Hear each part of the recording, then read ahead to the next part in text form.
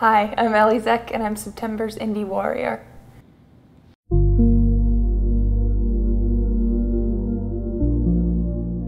I had been sick for a while. I was in college and just kind of, oh, I'm getting older, oh, I need to, work out more at the gym. So I was starting to get really short of breath and not sleeping well, but I mean, I'm a night owl anyways, so it was all making sense to me, because nobody thinks at 20 that they have cancer, or at least I don't. But I had finished my junior year of college in the spring of 2015, and I really was struggling to breathe, and noticed I was even having trouble swallowing, and I knew something was bad, but I didn't think it was this bad, and I didn't want to scare my parents or anything. I'm like, I'll get better, whatever.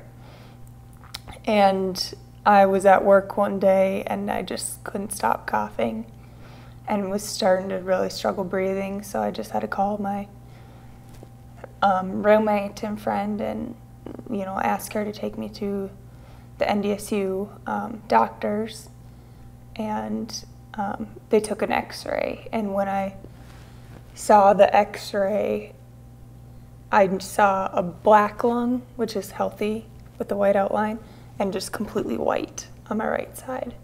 And I knew it was really bad from then on, because I had known these doctors and nurses. I mean, it's not that big of a school, and for her, I could see how scared the doctor was on her face, and I'm like, all right, buckle up.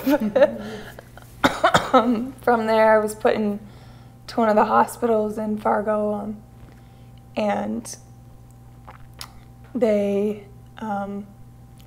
knew it was bad too, but obviously we had to do testing and everything, and my whole right lung had collapsed from the pressure of the tumor and filling with fluid and everything. So we'd worked to relieve that and started doing tests. And before we even got the tests back, one of the doctors, pathologist, Dr. Reardon, called us in and said, you probably have cancer.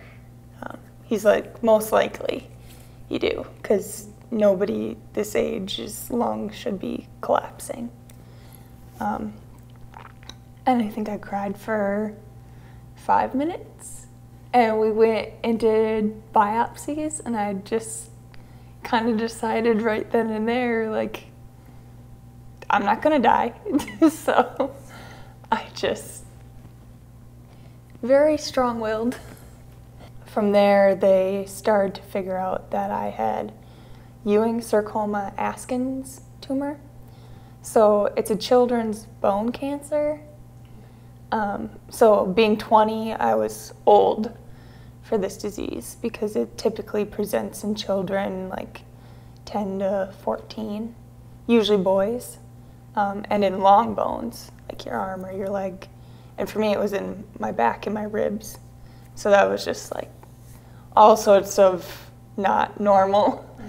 And that was the start of not being normal. So we met my doctor at the U of M, and we were told, he's the guy. He's the sarcoma guy. You have anything, he's the one that you need to see.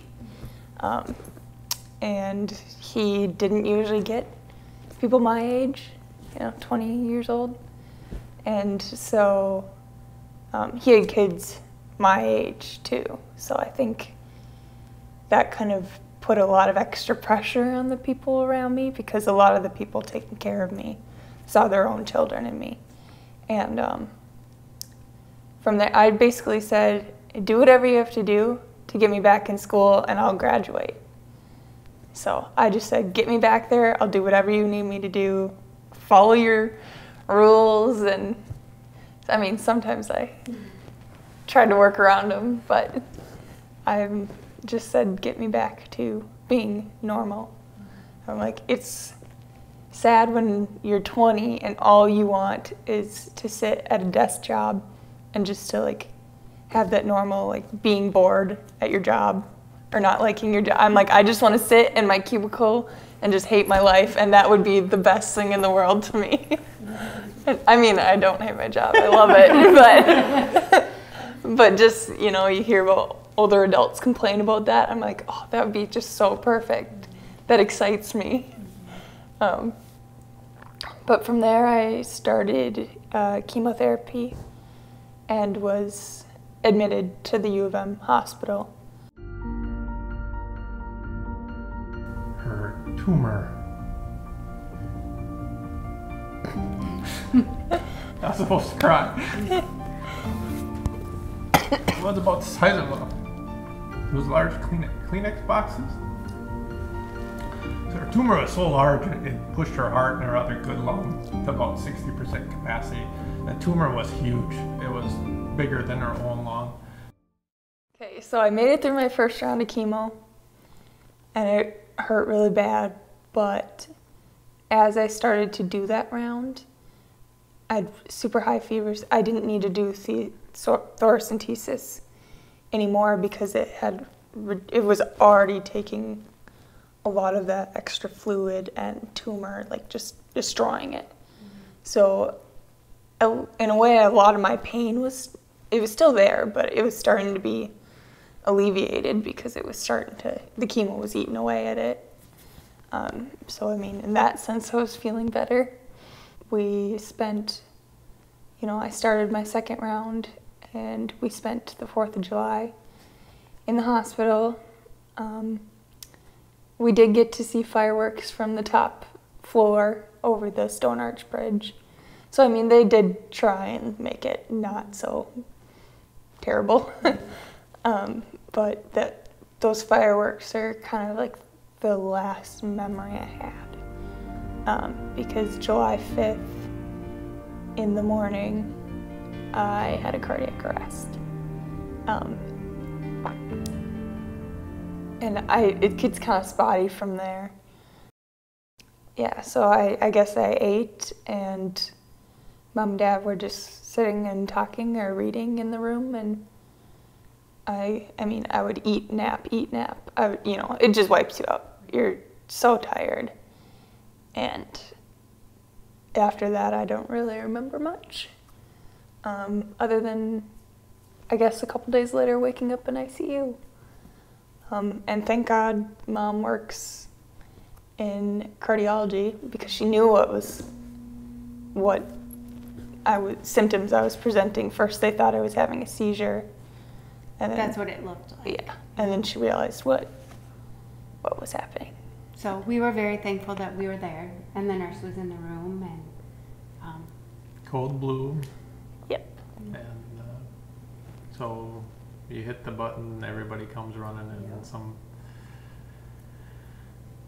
ICU was just a floor behind, well, a couple floors below us, and they came running in, and it was as hectic as it is on TV. It was a page right out of the worst medical show you can think of what was going on, and we were getting ready to start CPR, and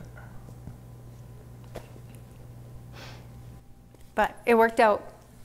They got her to ICU, figured out what probably caused it.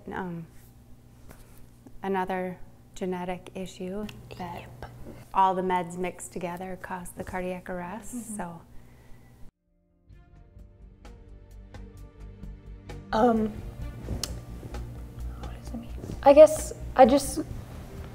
cancer happens to a lot of people, and it defines me in some ways, but I'm trying to live my life where I'm not Ellie, the girl who survived cancer. I'm Ellie, a cancer survivor who's still doing everything she wants to do and still living life, to the fullest and accomplishing the other things in life that are important to me. And so I definitely think that's what an INDY warrior is I'm not done yet. Means, okay, this happened. It affected you in a lot of ways. It affects the people around you, but you're gonna make it and you're gonna do something else with your life or whatever. Even if that means just hanging out, you're still alive, and you need to be thankful for that. And not everybody can live, but that just means you, as a survivor, need to make sure that you make something out of your extra time. So, yeah, I guess that's what an INDY warrior is to me.